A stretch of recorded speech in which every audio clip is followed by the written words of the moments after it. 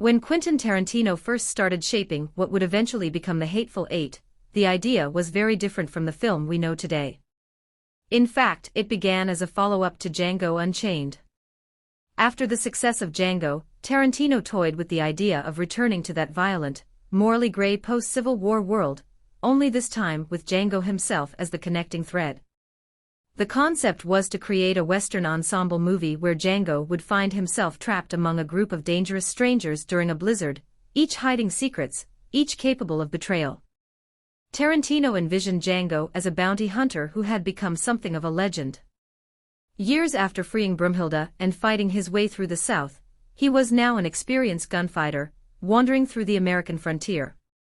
The idea was that he would arrive at a remote cabin, or what would later become Minnie's haberdashery, where a storm forces a group of outlaws, soldiers, and conmen to take shelter. Inside, everyone has a bounty on their head or a secret to hide, and Django would be the moral center, the audience's guide through the lies, tension, and violence. The script, at that early stage, was titled Django in White Hell. The tone was meant to mix the wild pulp energy of Django Unchained with the paranoia of Reservoir Dogs. Tarantino wanted to explore themes of race and justice again, but in a more claustrophobic setting, where the Civil War scars hadn't healed, and where people could say and do anything when locked together in the cold. It wasn't meant to be a sequel in the traditional sense, but rather a spiritual continuation.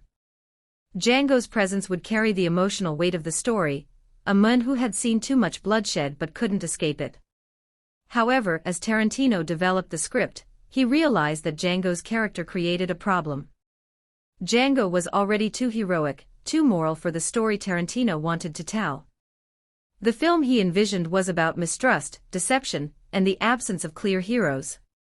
He wanted an environment where no one could be trusted, and Django's established personality as a righteous avenger clashed with that vision.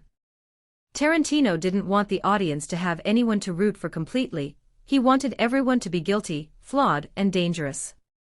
So Django was quietly written out.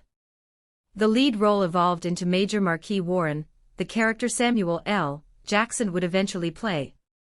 Warren inherited some of Django's qualities, a black gunslinger, sharp-tongued, cunning, and scarred by America's violent history, but he was darker, more ambiguous, less idealistic. Warren wasn't fighting for freedom or love, he was fighting to survive and to manipulate others in a brutal, post-war world. By removing Django, Tarantino freed himself to explore pure moral chaos.